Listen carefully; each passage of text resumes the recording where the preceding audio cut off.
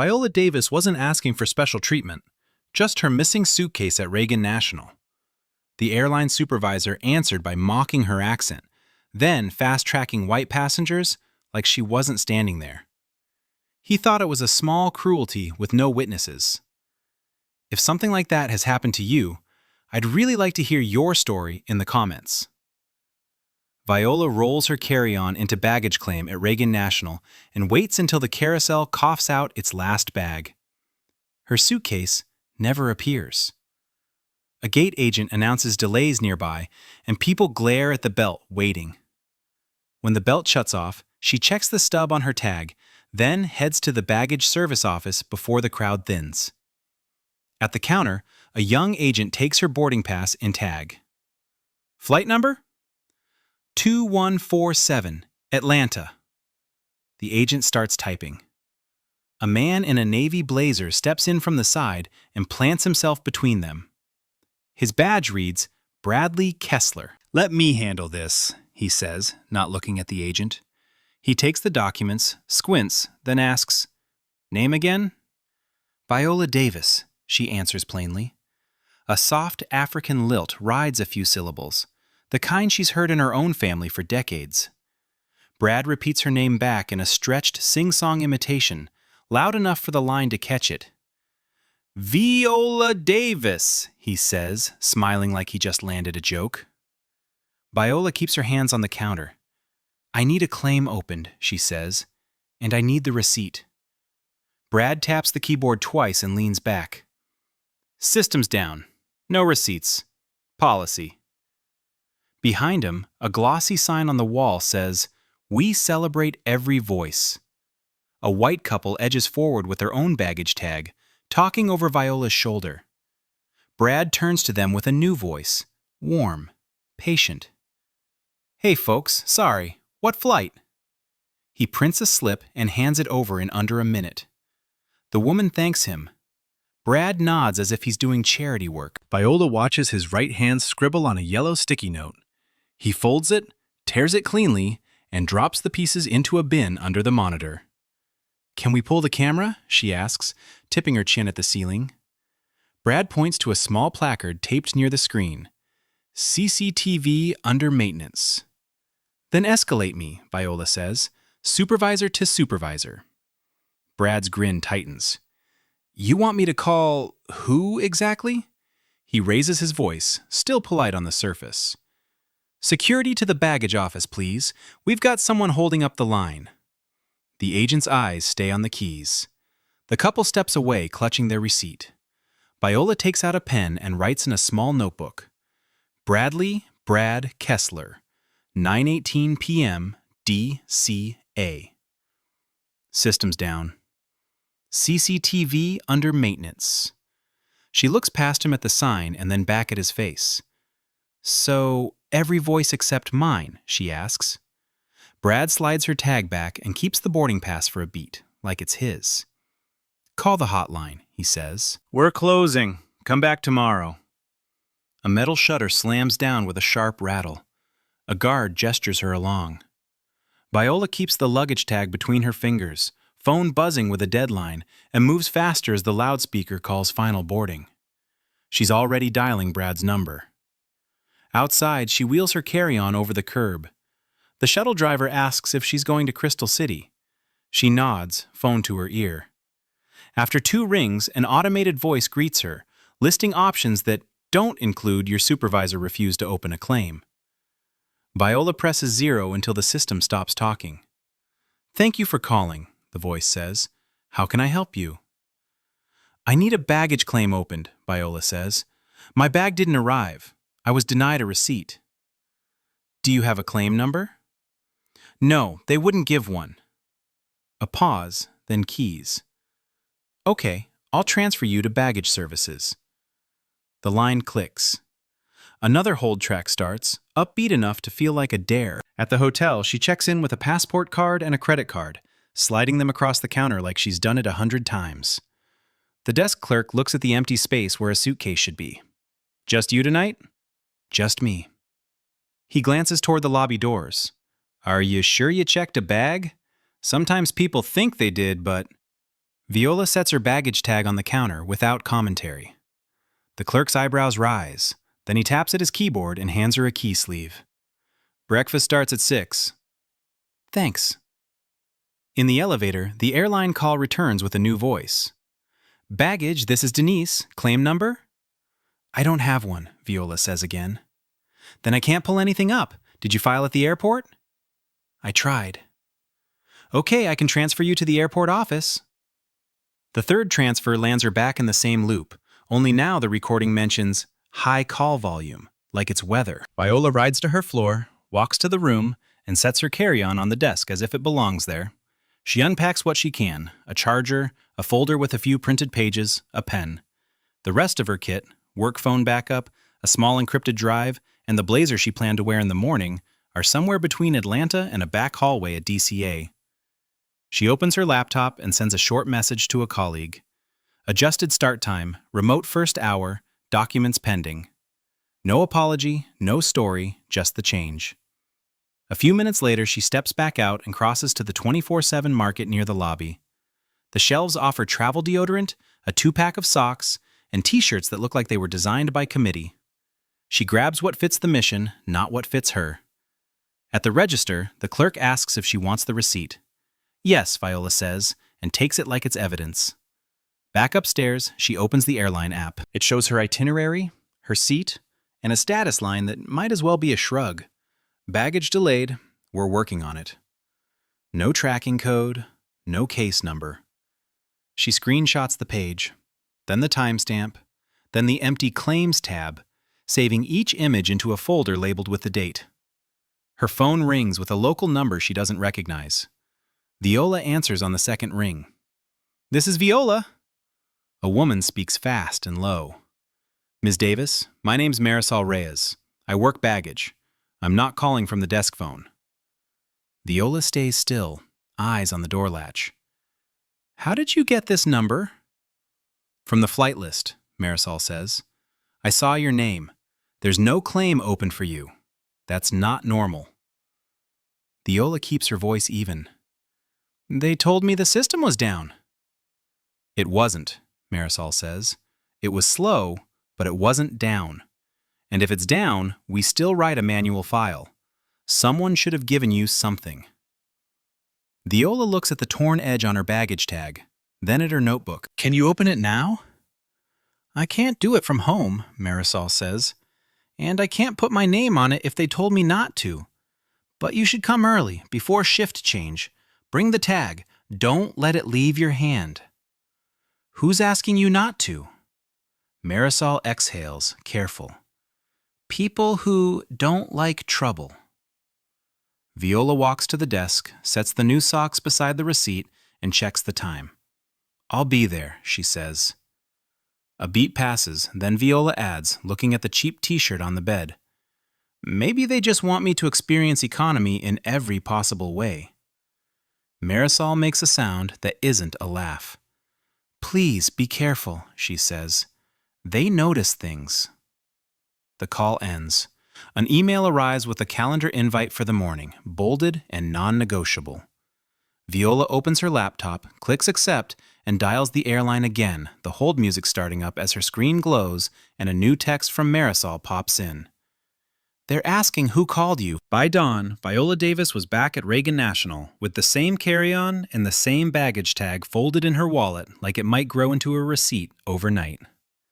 She didn't march straight to the counter. She stood off to the side where she could see the baggage service office without becoming the main event. Watch the line form. A white man from her flight stepped up first, tag in hand. He spoke in a normal, conversational tone. Not loud, not careful. My bag didn't make it in, he said. The agent nodded, typed for a few seconds, and printed a slip. Here's your file number, she said. Track it on the app with this code. If it doesn't move by noon, call this direct extension. The man glanced at the paper like it was a grocery coupon. Perfect, he said. Thanks. He walked away with something Viola didn't have. Proof that anyone had listened. She waited until the counter cleared, then approached with her tag on the countertop, her boarding pass held flat so nobody could pretend it was hard to read. I need a claim opened for my bag, Viola said. I was here last night. I was turned away. The agent reached for the tag, and Brad Kessler, appeared as if his shift had been scheduled around her arrival. He slid in front of the keyboard again, elbows wide, body angled to block the screen. "Oh," Brad said, "you're back." His tone carried the kind of cheer that only shows up when someone expects an audience. Two people in line leaned forward, already interested. Viola kept her face neutral and her voice level. "Open the claim," she said. "I need the number." Brad didn't touch the printer. Instead, he lifted his chin toward her like he was inspecting a stain. "Say your name again," he said. "Viola Davis." He repeated it with the same stretched imitation, dragging the vowels, turning it into a performance. A woman behind him smirked, then looked away fast when Viola turned her head. Brad's fingers tapped the desk twice. "Listen," he said. "You came in hot last night. Don't do that today." "I asked for a receipt," Viola said. "That's not hot." Brad's smile thinned, and he glanced at the monitor. Something on the screen shifted, too quick to read, then disappeared. Viola's phone buzzed in her pocket. She pulled it out and opened the airline app. The status line had changed. Bag delivered. A timestamp sat beneath it, neat and confident, claiming the suitcase had been returned hours ago, while she'd been at a hotel buying socks that didn't fit. Viola held the phone up so the agent could see. "This says delivered," she said.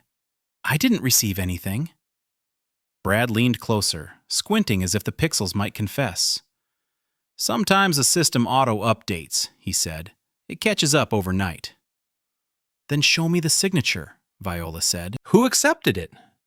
Brad lifted his shoulders in a shrug that looked rehearsed.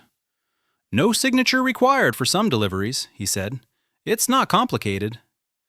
The agent's eyes flicked to the screen behind him, then down to her hands, then back up. For a fraction of a second, Viola caught a line on the monitor. Two words that didn't belong in a fairy tale explanation. Manual override. Brad shifted his body, blocking the view again, like he'd felt her gaze land. "You're staring," he said. "That's not helping." "I'd like a printout of the log," Viola said. "Whatever shows the update." "We don't print internal logs for passengers," Brad replied. "Policy." A voice came from the side, soft and quick. "Brad." Marisol Reyes stood near the end of the counter, wearing the same uniform as the other agents.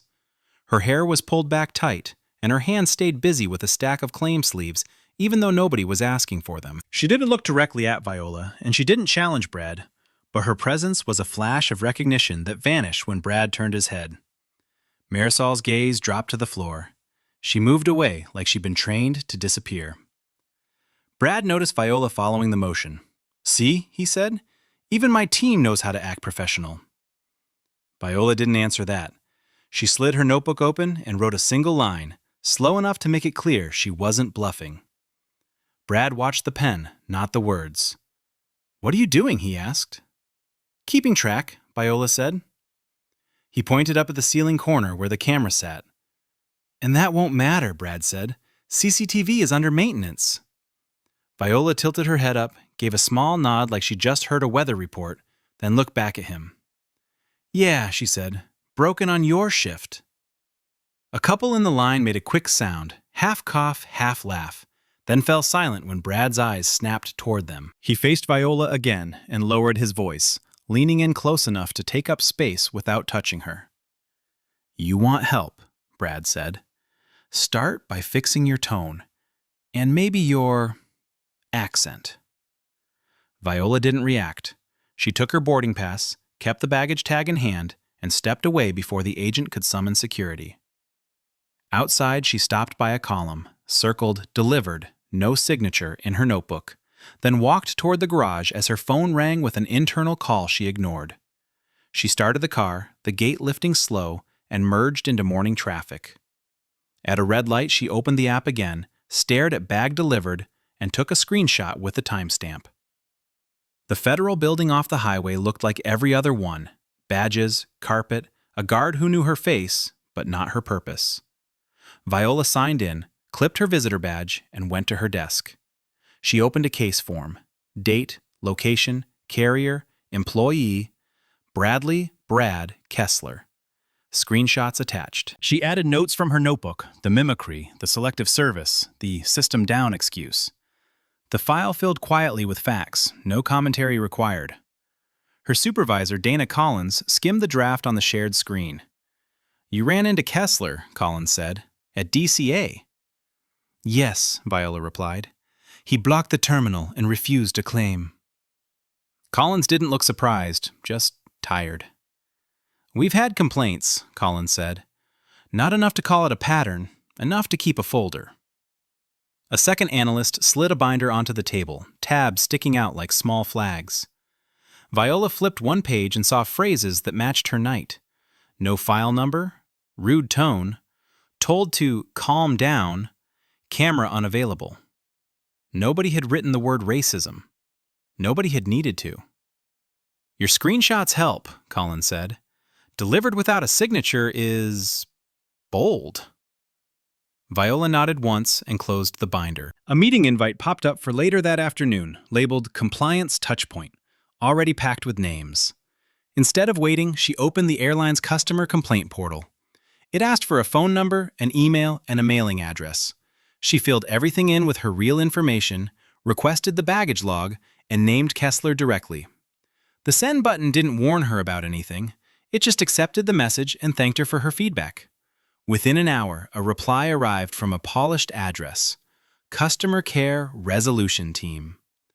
The first line began with empathy, the kind that could be copied and pasted in 3 seconds.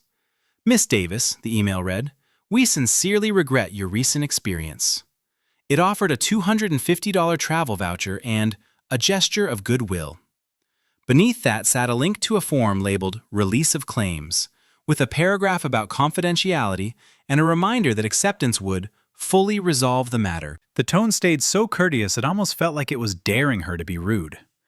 Viola forwarded the email to Collins. Collins responded with one line: "Next time, don't raise your hand for them." The phone rang again, a blocked number this time. She answered on speaker, hands still on the keyboard. "Hello?" "Ms. Davis, this is corporate security," a man said. "I'm calling regarding an incident report at DCA." "What incident?" Viola asked.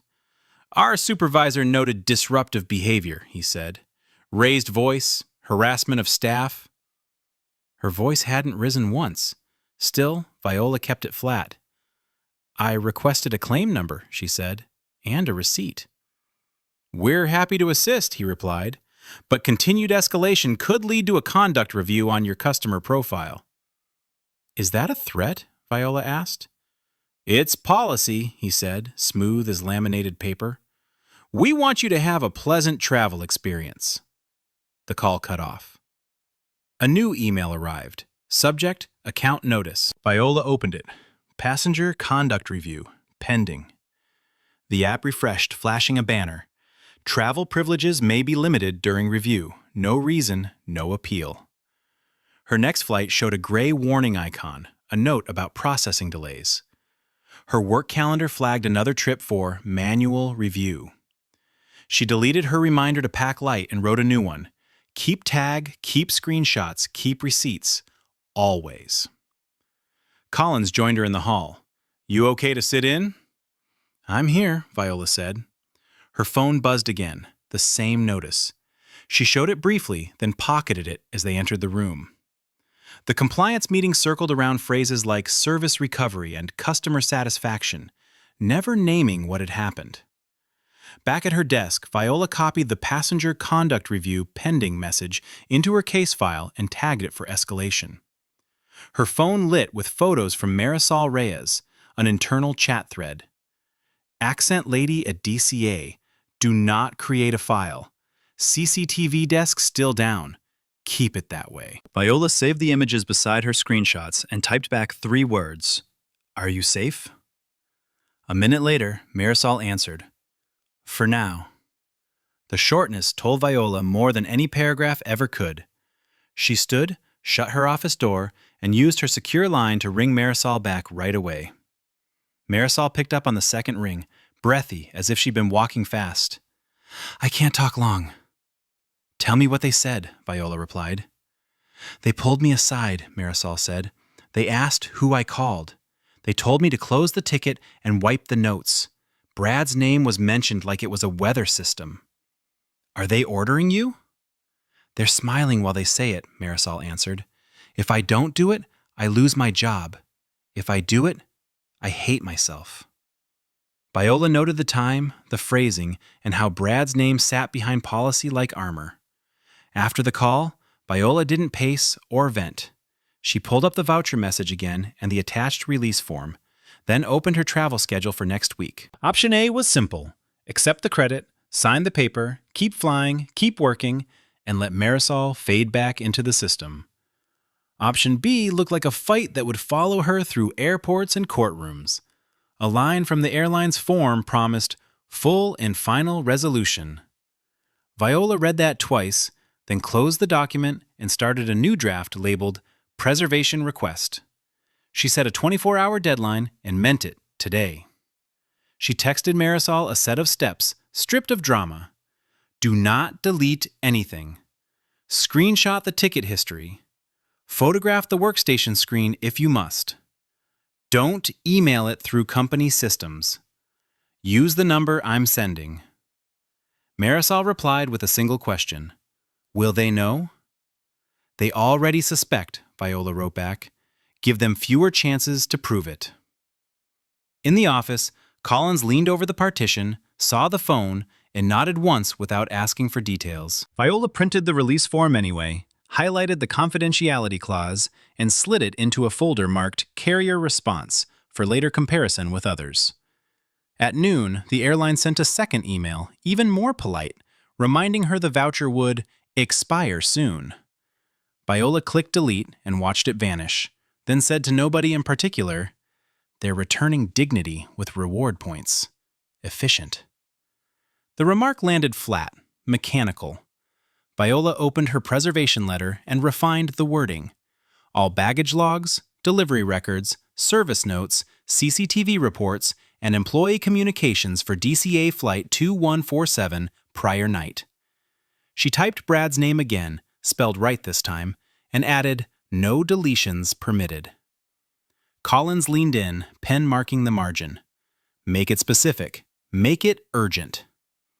Viola set a 24-hour deadline, confirmation required in writing, and addressed it to the airline's legal office and records custodian. She attached screenshots and the conduct review notice. Subject line, litigation hold and preservation demand. She printed a copy, signed, logged the time, and sent it. The message left her screen quietly, no fanfare. She saved the PDF to the cache drive, locked her notebook, and reached for her keys. The desk phone rang, the airline's corporate line flashing. It rang again, steady. Viola picked up. "This is Viola Davis." A slow inhale came through, followed by a voice speaking carefully, like reading from a script. "Ms. Davis, this is Thomas Greer with Customer Resolution. We received your preservation request." "I received your conduct review," she said. "We're looking into it," he replied. "And we may have good news. Your checked bag has been located." "Where was it located?" "At our Reagan facility. It was misrouted. We apologize for the inconvenience." He offered a delivery window that afternoon, asked her to confirm an address, and reminded her the voucher was still available as a courtesy. She ended the call with his name and extension written in her notebook, then forwarded the details to Dana Collins without commentary. 2 hours later, a contractor van pulled up at a third-party baggage drop point in Arlington, a storefront wedged between a shipping store and a dry cleaner. A woman in a reflective vest rolled out a suitcase that matched Viola's tag number and handed over a tablet. "Sign here." Viola signed and took the handle. A bright priority sticker clung to the grip, crooked, as if it had been added in a hurry. "Finally," she said, eyes on the sticker. "They found a way to prioritize me, after the paperwork." The courier didn't react. She walked the suitcase to her car, set it on the trunk, and photographed the tag, the sticker, and the delivery sheet before she drove away. At her desk, she checked the bag the same way she checked any record. Methodical, fast, and without a speech. The zipper pull sat a half-inch off-center. One corner had fresh scuffing that didn't match the older wear marks. A thin strip of clear tape crossed the seam near the lining, the kind that came from a back room, not a traveler's kit. Nothing was missing, at least not anything that announced itself. She still took pictures: zipper, seams, the lock, the luggage tag, then saved them beside the screenshots marked delivered with no signature. In the afternoon, Collins called a short huddle in a small conference room. A few analysts joined, laptops open, coffee untouched. "We're expanding scope," Collins said. "Not announcing it, not waiting for their permission." A slide showed scattered complaints, each one small, each one familiar. Viola's notes fit the gaps like a missing puzzle edge. "You'll coordinate the intake and data preservation," Collins continued. "Keep your language clean. Keep your timestamps tighter." Viola nodded, assigned tasks, and sent 3 emails before the meeting ended. One to record staff, one to the team handling third-party tracking vendors, one to the legal liaison for subpoena templates. The work moved, barely, but it moved. By evening, her calendar looked like a packed freeway. A mandatory meeting landed on top of another, then a rescheduled briefing slid into the only open slot she had. At the same time, a forwarded screenshot reached Collins from a partner office, an internal airline forum post, anonymous, calling her the passenger trying to make a case out of nothing. The post joked about tone and accents while insisting the company had 0 tolerance. Collins forwarded it to Viola with one line: "Keep it." On the drive home, a gray SUV sat along the curb near her building, engine running, headlights off. It didn't follow when she turned into her lot, but it was there again the next day at the same hour, parked 2 cars down like it belonged. No caller ID rang her phone at 7:12 p.m. on the dot. The next night, it rang at 7:12 again. She let both calls go to voicemail. No voicemail came. Marisol texted once. "They asked me about you again." Viola typed back, "Do not answer from work." "Document who asks. Call me after shift." The typing bubbles appeared, then disappeared. No response. Later, pulling her suitcase through the garage, Viola saw a white sheet tucked under her windshield wiper. Fresh paper, crisp print. "Hearing scheduled," with a date and time below. She took 2 photos, one of the notice, one of the car beside hers, then slipped the page into her folder bag. The paper smelled like toner, not air. A blocked number rang again. She declined, checked the mirrors, tightened her grip on the keys, and kept walking. Footsteps followed, close enough that she turned before the next one fell. The next morning, Viola parked in the federal lot, the notice folded in her pocket. Collins met her at the elevators and said nothing. Inside the secure room, a record specialist pointed to the retention chart. Baggage data, logs, and notes set to auto-delete within days unless stopped. Viola laid out her screenshots. The specialist circled the date. The silence said, "Now." Viola opened her laptop, drafted the follow-up hold, and started vendor calls. Collins rested a hand on the complaint folder between them, its edges marked by use. "We've heard pieces of this," Collins said. "Now we need the whole thing." They set a timetable: interviews, document requests, and a hearing date that matched the notice on Viola's windshield. A calendar alert popped up. Her next field trip, booked months ago, leaving in 4 days. Collins looked at the itinerary and slid it back to her without comment. The clock kept ticking like it was paid. That afternoon, an email from the Airline Alliance arrived in her work inbox. Bland subject line, sharp impact. Passenger conduct review had been shared across partner carriers for operational awareness.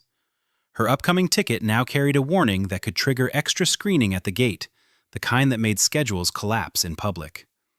Viola printed the notice, stapled it to the voucher offer, and dropped both in the file. In the hallway, a colleague asked if her travel was confirmed. "Confirmed," Viola said. "Reliable," the colleague replied, then winced at his own word choice. She kept walking, dialing her desk. Her personal phone rang at 5:03. No blocked number this time, just corporate security in the display, as if that made it friendly. Viola took the call in an empty stairwell. "Ms. Davis, we'd like to clear up misunderstandings," a man said. "What misunderstanding?" she asked. "That you felt disrespected," he replied, "and that our supervisor felt provoked." He offered a private meeting, a new voucher amount, and a request that she update her complaint to reflect mutual frustration. "I don't update facts," Viola said. "We prefer resolution," he answered, gentle and final. His tone stayed soft, like a warning. Before Viola reached her car, Marisol's text came in broken lines. "They called me upstairs. They have forms. Violation of sharing data." Viola replied with one question at a time, short enough to read fast. "Did you sign?" Marisol sent a photo, a wrist with smudged blue ink near the edge of a sleeve. "They said it's routine." "Don't delete anything," Viola wrote. "They want me to close it." "Don't," Viola answered. A long pause followed, then one more message. "Brad knows my name now." Viola sat in the driver's seat and didn't start the engine. She drove back late. After hours, Viola messaged a location that wasn't the office and wasn't the airport. "Coffee place on Columbia Pike, 7:15, she wrote. "Come alone." Marisol answered with a single, "Okay," that arrived 10 minutes later. Viola chose a corner table with her back to the wall, ordered plain coffee, and kept her hands off the cup. A poster near the register read, "See something? Say something." She looked at it, then at the door, and spoke under her breath. "I see it," she said. "I'm saying it." The barista called orders. Viola watched faces instead of her screen, waiting. Marisol arrived at 7:27, shoulders tense, eyes cutting across the room as if she was counting exits. She slid into the chair without taking off her jacket and put her phone face down on the table. "I can't stay," Marisol said. "They're watching the schedule." Viola nodded and opened her notebook to a blank page. "Show me what you can," Viola said. Marisol reached into her pocket, fingers closing around something small. At the next table, a stranger set a cup down hard, the thud sharp enough to turn heads. Marisol's hand froze, then withdrew. Viola kept her gaze steady. Across the aisle, Brad's name didn't appear, but his shadow did. Marisol tugged her sleeve down farther, hiding the ink stain at her wrist, and pushed her chair back. "I can't," she whispered. "They followed me here." Viola stayed seated, palms flat, letting Marisol choose her own speed. "Go," Viola said. "I'll log this." Viola Davis arrived early and took the smallest room the unit used for sorting messy cases. She didn't decorate it, she just spread the pieces out where nobody could pretend they were separate stories. A screenshot of "bag delivered" sat next to the photo of her baggage tag. The "passenger conduct review pending" notice went beside the printed voucher offer and the release form with its confidentiality clause. Her notebook stayed open to the line she'd circled. "Delivered. No signature." Dana Collins stepped in with 2 analysts and a laptop cart. "Show us the sequence," Collins said. Viola pointed, moving from paper to screen without adding extra commentary. "No claim number issued," she said. "System down. CCTV maintenance. Manual override flash. Delivered status with no signature. Conduct review created after I complained under my real name." One analyst, Malik Harper, pulled up station logs they'd already obtained from a third-party tracking vendor. He didn't have everything, but he had timestamps and scan points. "Your bag hit DCA at 9:02 p.m., Malik said. It was scanned again at 9:09, then nothing until the morning." Collins leaned closer. "That gap is where the counter-interaction happened," Collins said. Viola nodded once and opened the folder labeled Prior Complaints. They weren't dramatic, they were repetitive. Different passengers, similar friction, the same vanishing paperwork. She slid 3 printouts across the table. "This one is Phoenix," Viola said. "Same language, system down. No file. Told to come back tomorrow." Mallet clicked through another set. "And this one is Orlando," he said. "Delivered status posted. No proof of receipt." Collins tapped her pen on the table. Not a rhythm, more like a warning. "Show me the staffing," Collins said. Malik pulled a spreadsheet of shift rosters they'd subpoenaed months earlier for a different matter. Names lined up with dates, dates lined up with complaints. A few supervisors appeared again and again. Bradley Kessler's name sat on the list like an unpaid bill. Before anyone could speak, Viola's secure phone buzzed. A new message arrived through the channel she'd given Marisol Reyes. It wasn't a greeting. It was a file drop. 3 screenshots and a cropped photo of a laminated sheet taped near a workstation. Collins raised her eyebrows. "That's her?" Collins asked. "Yes," Viola said. "She's taking a risk." Viola opened the first screenshot. An internal message thread referenced hard passengers and tone issues. Another line read, "Do not create a file if the desk is down." The quotation marks were theirs, not Marisol's. The laminated sheet used coded language too. Escalate only if required. Maintain control. If attitude continues, involve security. At the bottom sat a small approval chain with initials and one full name. Bradley Kessler. Malik let out a single breath, then kept his face neutral. "So, system down is a switch," Malik said, "not a malfunction." Collins looked at Viola. "And CCTV maintenance?" Collins said. Viola pulled up her photo of the placard at DCA, then slid it beside a complaint from another airport where the same placard appeared on a different date. "Same excuse," Viola said. "Different terminal, same result." They didn't call it a conspiracy. They called it a workflow. Viola wrote the phrase on the whiteboard anyway. Avoid the record. Then she underlined it. To confirm, Malik opened the vendor dashboard again and highlighted a setting note. "Stations can mark a desk offline for service disruption," he said. "It stops the automatic claim generation. Manual files exist, but they aren't tracked unless someone enters them later." Viola pointed at Marisol's screenshot. "And they're telling staff not to enter them later," she said. Collins reached for the voucher email and the attached release. "They're also buying silence," Collins said. Viola flipped to the second page, the one that sounded friendly until it wasn't. "Acceptance constitutes full resolution," she read aloud. "Customer agrees not to disclose terms." Malik pulled up 2 other settlement offers from the complaint folder. The numbers changed. The language didn't. Each one used the same soft phrasing and the same hard edge. Take the credit, sign the paper, stop talking. Viola opened the airline's training portal link from Marisol's package. A video loaded with a smiling instructor and a banner that read, "We treat every customer equally." The instructor began a segment on implicit bias, then tried to name a country as an example, and butchered it so badly the captioning software gave up. Viola clicked stop. "Even the subtitles resigned," she said. No one laughed much, but Collins's mouth tightened in a way that signaled agreement, not amusement. Viola reopened the case file and inserted Marisol's screenshots as exhibits, labeling them with date and source. Malik added the staffing correlations and the vendor settings explanation.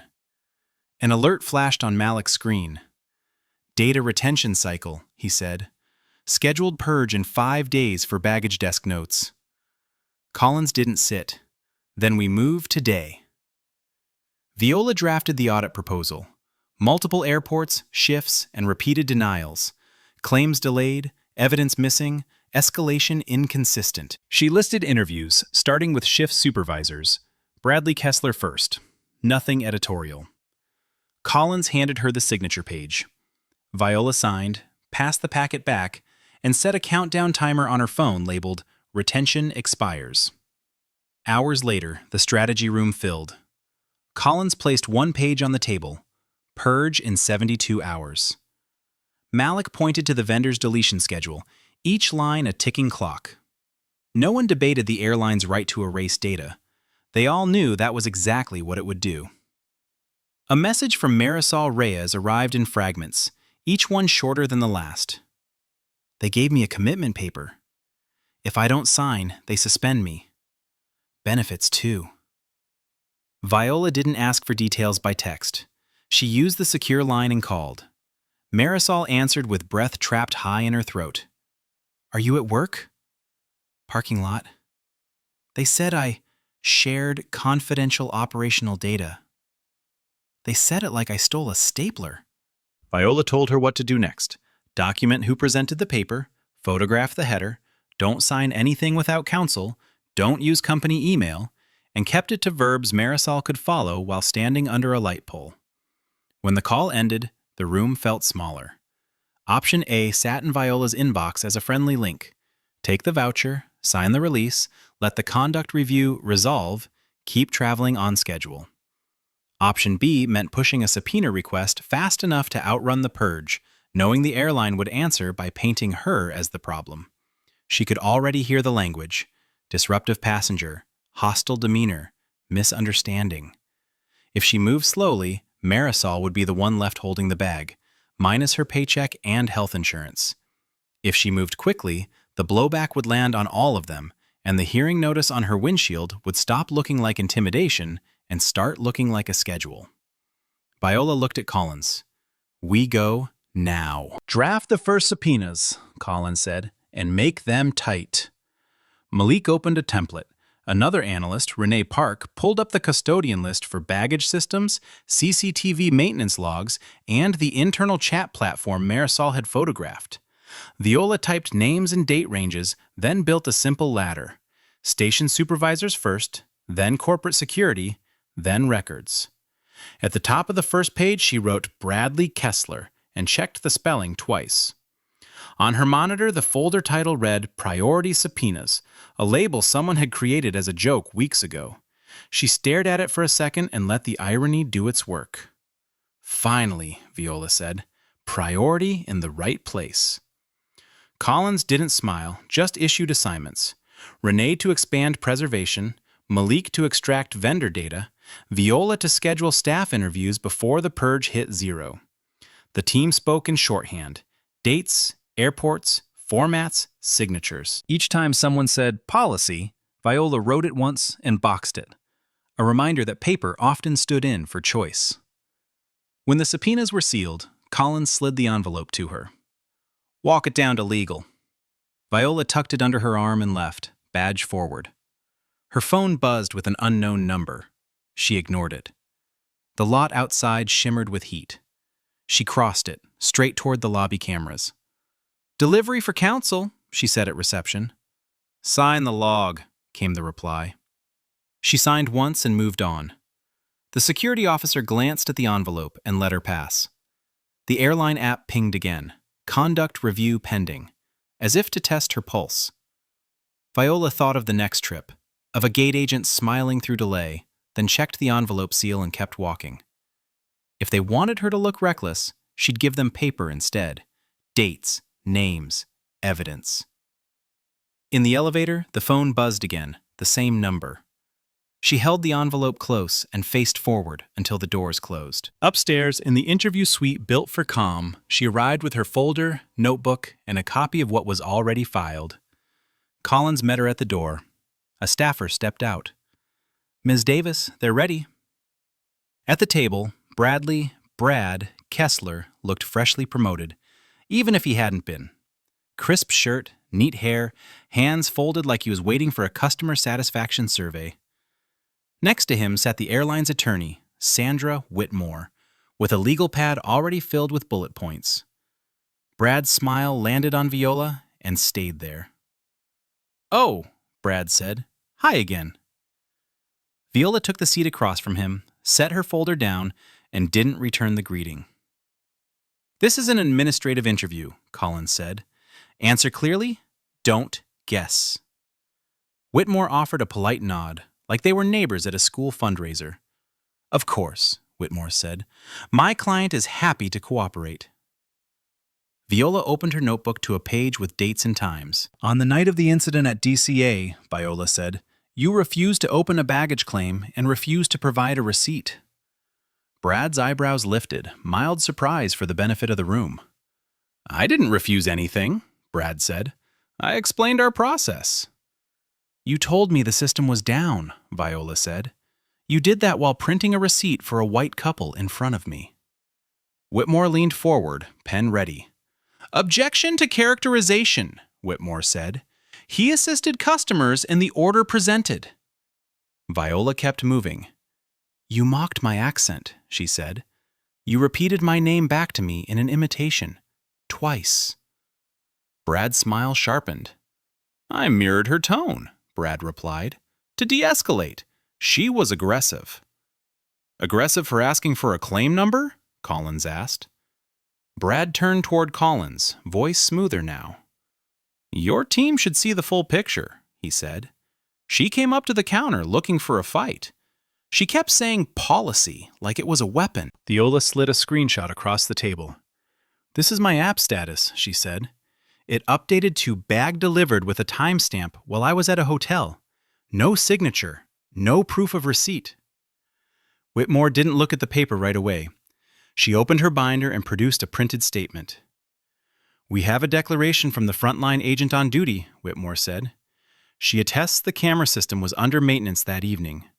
She also confirms that delivered statuses can auto-update when the baggage chain reconciles overnight." Brad nodded along, as if he'd written it himself. "And there's more," Whitmore added. She tapped her tablet, then placed it on the table so the screen faced Viola and Collins. "Audio," Whitmore said, "from a passenger recording." The clip played. It was only a few seconds long, clipped clean. Viola's voice came through, flat and controlled. "So, every voice except mine?" The recording stopped there, cut before the shove of the closing shutter, before Brad's security call, before the couple walked away with their receipt. Whitmore didn't fill in the gaps. "As you can hear," Whitmore said, "she provoked staff. That question was confrontational." Brad leaned back, folding his hands again. "She wanted attention," Brad said. "Then she took notes like she was building a case. Normal people don't do that." Viola looked at the tablet, then at Whitmore. "Where is the rest of the audio?" she asked. Whitmore's smile held. "That's what was provided," she said. "We can't authenticate what doesn't exist." Collins slid the tablet back. "We'll note the edit," Collins said. Viola turned to the next line in her notebook. "You instructed staff not to create a file when the desk was down," Viola said. "Your name appears in an approval chain for that guidance." Whitmore's pen stopped. "Scope," Whitmore said. "You've moved from an individual customer complaint into employment practices without proper notice." "It's a civil rights compliance review," Collins said. "It's still scope," Whitmore replied. "We'll respond through counsel." A message popped up on Viola's phone. She didn't open it at first. When she did, it was the only thing on the screen. "I'm sorry. Marisol Reyes." Viola locked the screen and kept her face steady. "Ms. Reyes was scheduled for interview," Collins said. "She didn't appear." Whitmore made a small shrug. "We can't compel an employee on personal time," she said. "And we won't speculate why she chose not to come." Brad's smile returned, slower now. "Maybe she didn't want to get dragged into whatever this is," he said. Viola slid her folder forward anyway. Requests for specific logs, the vendor extraction timeline, the retention schedule. "We need the station-level ticket history," she said. "We need the manual override audit trail." Whitmore's response came fast. "We'll produce what's relevant," she said, "and we'll object to anything beyond the claim." Brad gave a short, satisfied laugh and pushed a thick stack of papers toward Viola, the pages clipped and labeled. "You like paperwork," Brad said. "Here, paperwork, all nice and official." Viola didn't touch the stack. Collins ended the session with a time and a next step, and everyone stood. In the hallway, Viola's phone vibrated again, then again, as she walked toward the elevators. An email from the vendor hit her inbox before she reached the corner. "Retention cycle executed early. Logs unavailable." Her steps sped up on the carpet as she thumbed the screen for details, not slowing when a door ahead swung open. Viola didn't stop walking until she reached the reception desk on her floor. Dana Collins caught up beside her, both of them reading the same vendor email on their phones. Executed early? Collins said. That's what it says, Viola replied. Collins motioned toward the intake window where records requests were logged. Viola handed over the envelope copy of the subpoena service and the preservation letter, then pointed at the timestamp on the purge notice. "We served before this," she said. "They're claiming routine," the clerk said. "Routine doesn't move itself forward," Collins answered. By the time Viola got back to her workstation, 2 more messages had landed. One was an airline memo forwarded by a partner agency. Marisol Reyes had been suspended for unauthorized disclosure of operational information. The language was polished, almost proud of itself, and it named no names beyond an employee. Viola recognized the shape of it anyway. Her phone buzzed with a link from Malik Harper. "Travel forms picking it up," he texted. Viola opened the page and watched strangers build a story in real time. The headline read like gossip. "Passenger tries to extort airline after baggage delay." Commenters repeated phrases that sounded like Sandra Whitmore's office. Mutual frustration, aggressive demeanor, seeking payout. Someone even wrote, "Probably recorded them to bait a lawsuit." Viola saved the page as a PDF and closed it. Renee Park stopped by with a printout of the airline's public statement. It blamed a misunderstanding and praised our supervisor's professionalism. Viola clipped it to the form screenshots. "Same copy, different channel," Renee said. "Same goal," Viola replied. An alert from the vendor followed. Purge window adjusted. Collins circled the new time again. At lunch, she drove home to change for another meeting and found a padded envelope leaning against her apartment door. No return address. She carried it to the kitchen counter without tearing it open in the hallway. Inside was a printed copy of her passenger conduct review, stapled as if it came from a file room, plus a sticky note in block letters. "Watch your tone." Viola took a photo of the note, the staples, the paper edges. She didn't sniff it or hold it up to the light. She placed both items into a clear folder and locked it in her bag, then walked back downstairs to the garage. The building's security office sat near the entrance, a small window and a buzzer. The guard on duty glanced at the printout and the note, then leaned back. "Did anyone threaten you?" he asked. "They sent my file to my home," Viola said. "Any mention of harm?" he pressed. "No," she answered. "Then there's no specific threat," the guard said. "You want me to write a report about a sticky note?" "Yes," Viola said, "and the delivery." He sighed, took her name, and filled in 2 lines on a form like he was ordering lunch. Viola left with a carbon copy that didn't promise anything, only proved she'd been there. Back at the Federal Building, the reception area buzzed with routine noise while her case lost pieces. A records tech confirmed the airport station logs were gone from the local system. The maintenance ticket for CCTV under maintenance had been closed, with no footage attached. A frontline agent who'd agreed to speak now asked to reschedule indefinitely. "I can't get involved," the agent said over the phone. "I understand," Viola replied. Another witness email arrived and then vanished, the sender retracting it within minutes. Collins walked by, set a hand on the edge of Viola's desk, and slid a new printout across. "Corporate is pushing the narrative hard," Collins said. "They're clean on paper," Viola said. That afternoon, an HR notice from the airline leaked onto a chat channel Malik monitored. It announced Marisol's termination for breach of confidentiality, with a reminder to employees about proper escalation pathways. Viola saved it, then drafted a request for Marisol's personnel file through counsel, knowing the airline would fight it. When Collins asked for a status update, Viola kept it factual. "Logs purged early," she said. "Witnesses backing off. Marisol is out." Collins nodded once, face tight. "Keep building around them," Collins said. That night, Viola taped the sticky note to her whiteboard beside tomorrow's schedule. Flat, ordinary, easy to ignore. The next reminder still read, "Service Recovery." She opened her laptop, scrolled through the evidence folder, and stopped on one name, Marisol Reyes, key witness. When she clicked, a gray banner appeared. Account deactivated. Viola took a screenshot, closed the lid quietly, and drove at dawn to a community center on Columbia Pike. Inside, she laid out 2 cards on a folding table, workers' rights, witness support, and wrote Marisol Reyes on a sticky note, sliding it beneath. Later, Marisol called from an unlisted number. Her voice was thin but steady. Viola asked where she was staying, whether she had cash or medication, and if anyone from the airline had approached her. Marisol said the nonprofit had connected her with counsel.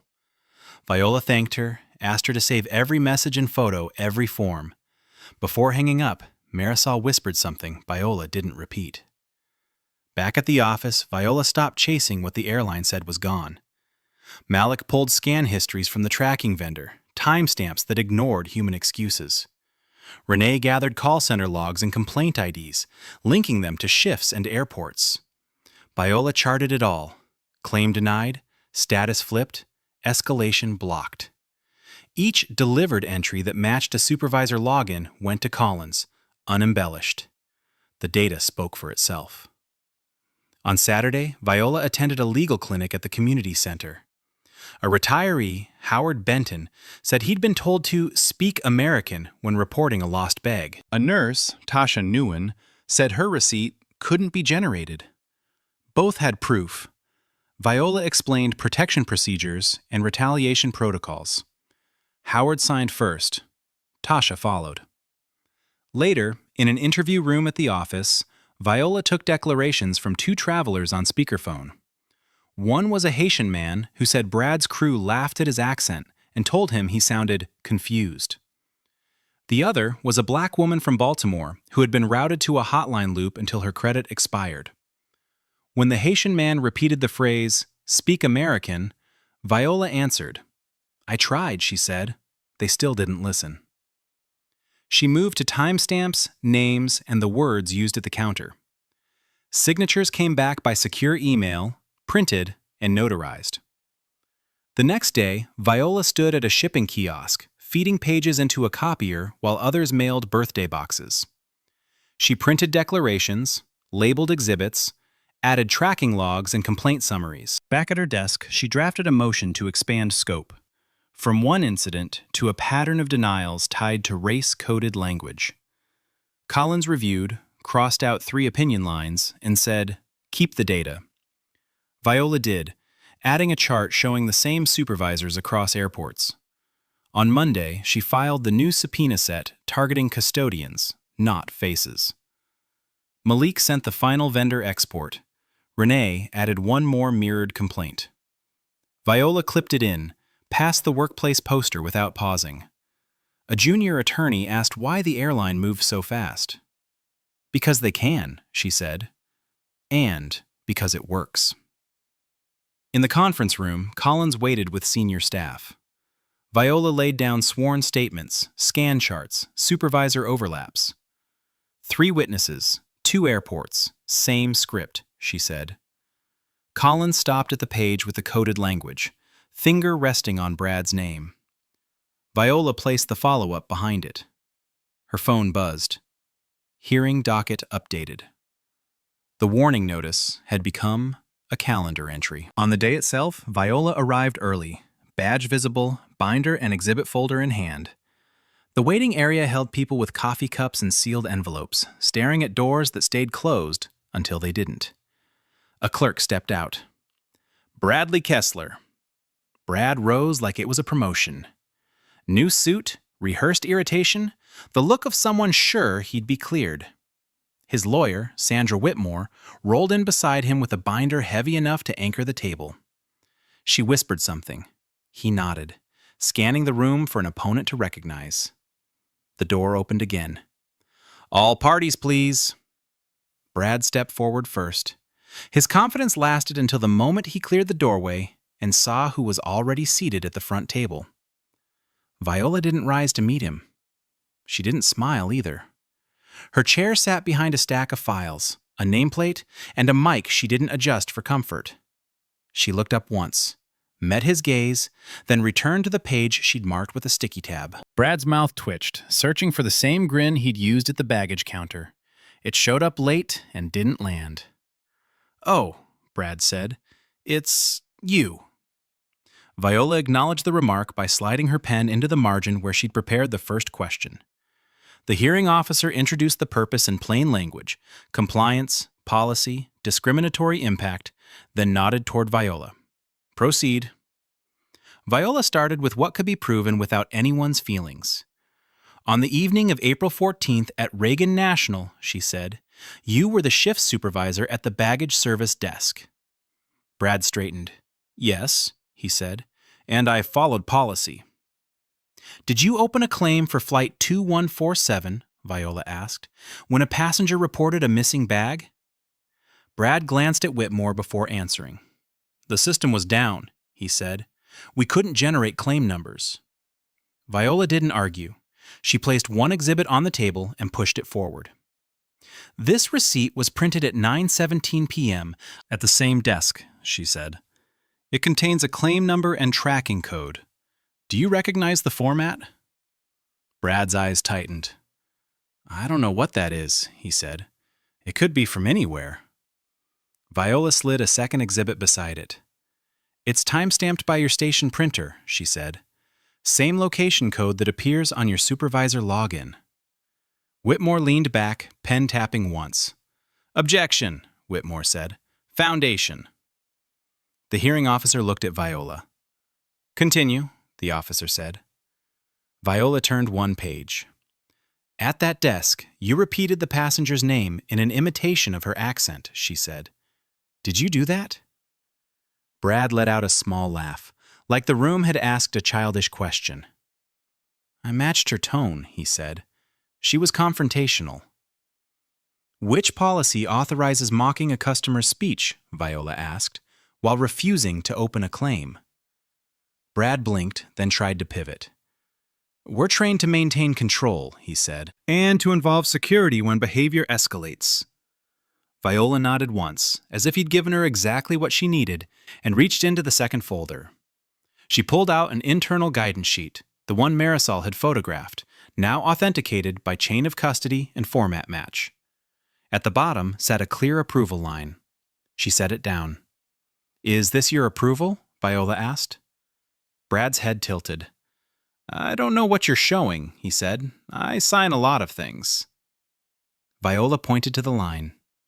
Your name appears in the approval chain for instructions that say, she read, do not create a file if the desk is down.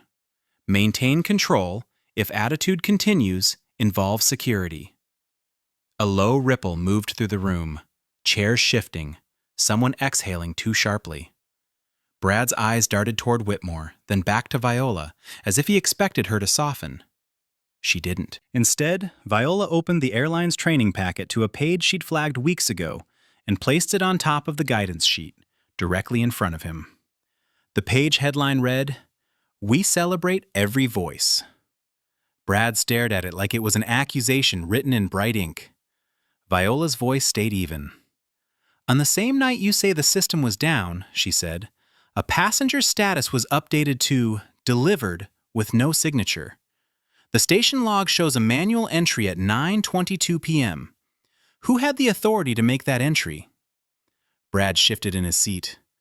I don't know, he said. Maybe the system did it. You testified the system was down, Viola replied. So which is it? Whitmore's chair scraped back. Her binder slid. This is improper, she said. We request a recess. Voices rippled across the room as staff conferred.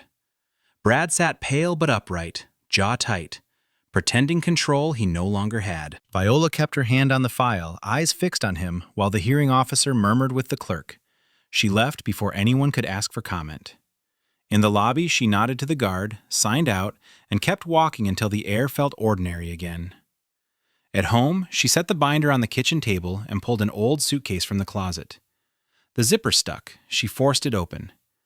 Beneath a folded sweater lay a small wooden bead bracelet, her mother's gift. It wasn't where she'd left it. Someone had moved it when the bag was opened and resealed. Viola brushed it clean, placed it back in the pocket, and zipped the case slowly, locking it shut. Then she lifted the returned suitcase from beside the sofa. The tape along the lining caught her eye. She photographed it with the baggage tag, peeled the crooked priority sticker off the handle, and pressed it onto a blank notebook page. She wrote the date beside it. The suitcase clicked closed, final, but checked twice. Her phone buzzed. Calendar alerts, reminders, requests. She didn't ignore them. Instead, she called Renee. "Renee, can you move tomorrow's witness prep to 10:30? "I can," Renee says. "You sure you're good?" "I need 10 minutes of daylight first," Viola replies. "Also, can you drop the new exhibit packet at intake if I'm not back by 9? "Done," Renee says. "I'll text you when it's stamped." On the way downstairs, Viola stops at the mailboxes. Nothing waits for her name today. A neighbor with a grocery bag nods in passing. "Everything okay?" "Just paperwork," Viola says. "Must be serious," the neighbor replies. "It usually is," Viola answers and keeps walking.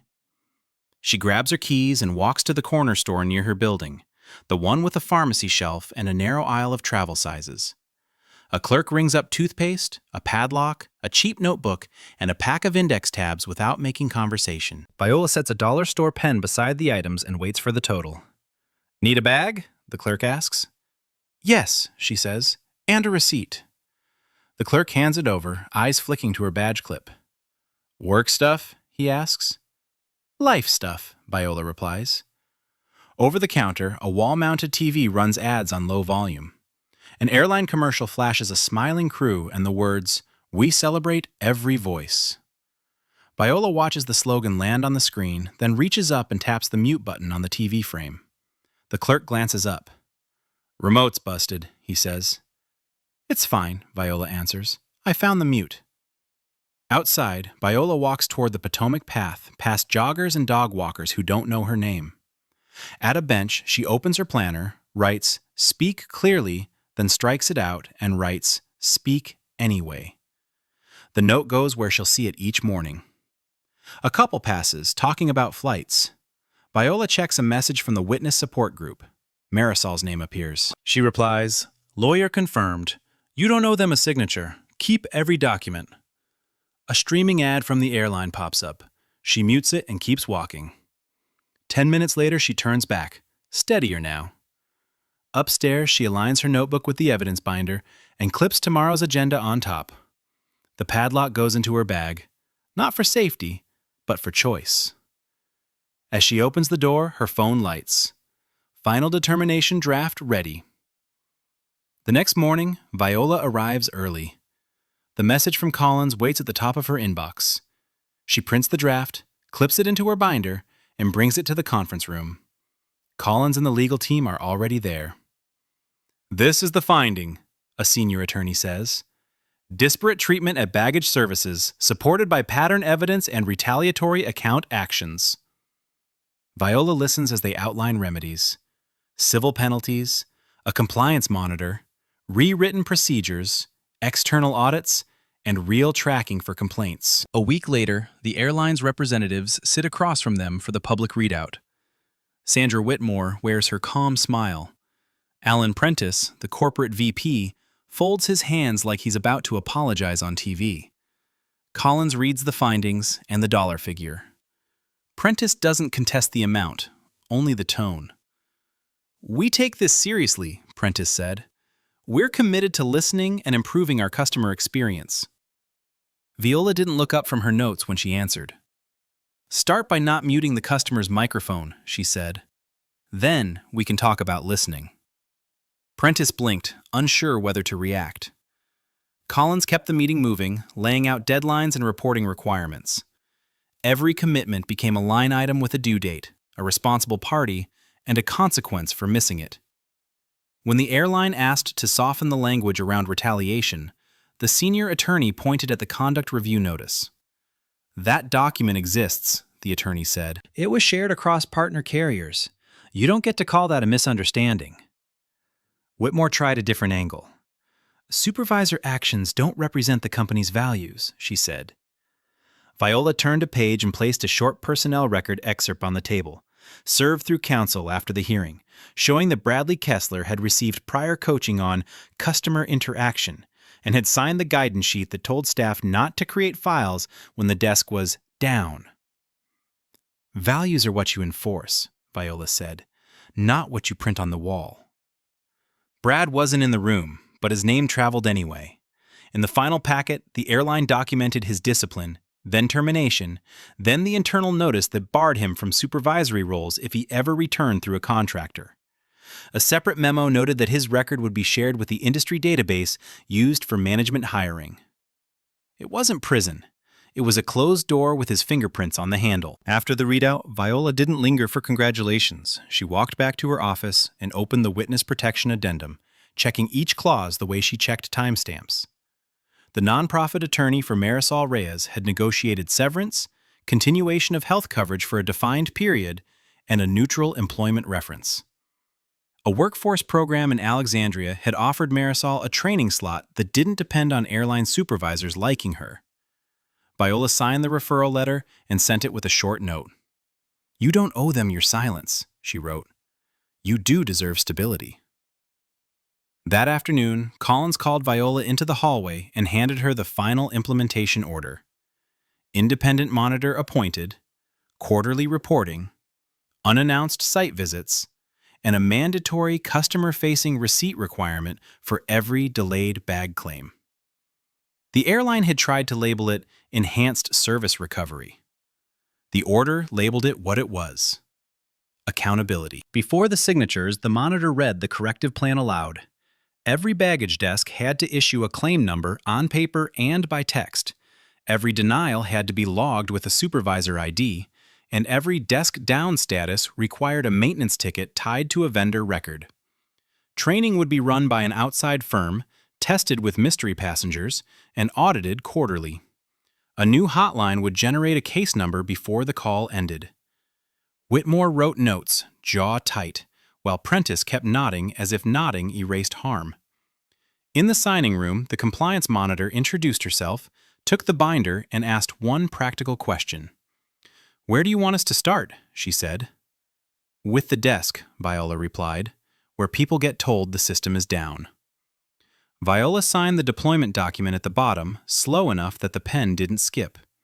The ink shone for a moment on the page. Before it dried, her assistant stepped in, set a fresh folder on the corner of the table, and cleared his throat. "Similar complaints," he said. "Next carrier." 2 months later, Viola Davis was back at Reagan National, not with a boarding pass to beg for help, but with an Equal Sky badge and a clipboard.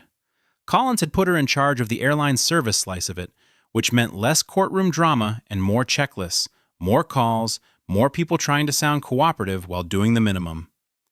At DCA baggage claim, she stood near the carousel. The same baggage service office sat across the lane, new signage taped over the old "desk down" placard policy had loved. A pair of supervisors rotated through the counter, and a new hire worked the printer like it mattered. An older black man in a wool cap approached the desk with a torn tag and a face that didn't ask permission. He didn't raise his voice. He didn't apologize for existing. He simply said, "My bag didn't come out." The new hire looked at the tag, typed, frowned, then tapped the screen again. "I'm not seeing it yet," she said, "but I can open your file." A supervisor leaned in, ready to take over, and paused when the printer whirred. The new hire tore off a receipt and handed it across with both hands. "Here's your claim number," she said. "This is the direct line for this desk. If it doesn't update by noon, call me and I'll escalate it." The man blinked like he'd expected a fight. "Thank you," he said. "I appreciate you." Viola wrote one line in her notebook. "Receipt issued, no pushback, escalation offered. No praise, no intervention." The point of a system wasn't a hero at the counter. It was a boring process that didn't change depending on who spoke. A voice boomed from the speakers, mispronouncing a city name so badly that a teenager snorted and his mother hissed at him. A man beside Viola muttered, "They can fly planes, but can't say Des Moines." Viola didn't look up. Her pen kept moving. 10 minutes later, she walked away from baggage claim and took the metro back toward Arlington, using the time to sort the morning's intake queue. The Equal Sky inbox held 3 new complaints, each routed through the updated channel that forced a case number before the customer hit submit. One had a video, another had a receipt, the third had a single sentence and a timestamp. All three had something the old system used to refuse: a trail. In a small conference room at the office, her team waited with laptops open and calendars pulled up. Malik Harper had already built a heat map by airport and shift. Renee Park had drafted a one-page guide for travelers on how to document a denial without escalating into a scene. Collins joined late, set her coffee down, and nodded at the agenda. "Field checks?" Collins asked. Viola answered with the same tone she used for evidence.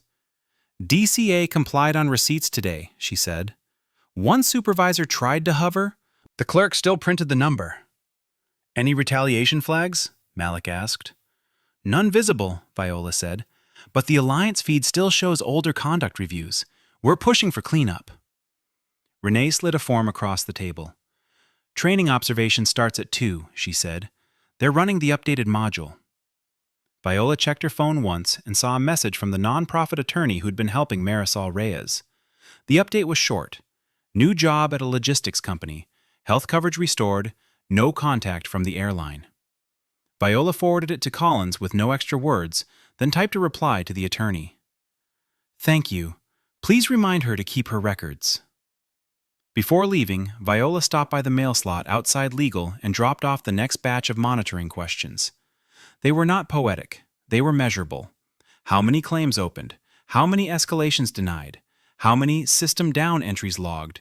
And who approved them? She returned to her desk, picked up her visitor badge, and headed out again. The training room was at the airline's local operations center, a plain space with rows of chairs and a screen at the front. Viola signed the visitor log and took a seat in the back row, where she could see faces without being in anyone's way. A manager introduced himself and tried to sound casual. "We're glad to have you," he said. "We want to do better." "Good," Viola said. "Start with the script you use when you're annoyed." The manager blinked, then laughed once, unsure if he'd been invited to. The lights stayed on. The video began anyway. The first slide filled the screen with the company's slogan: "We celebrate every voice."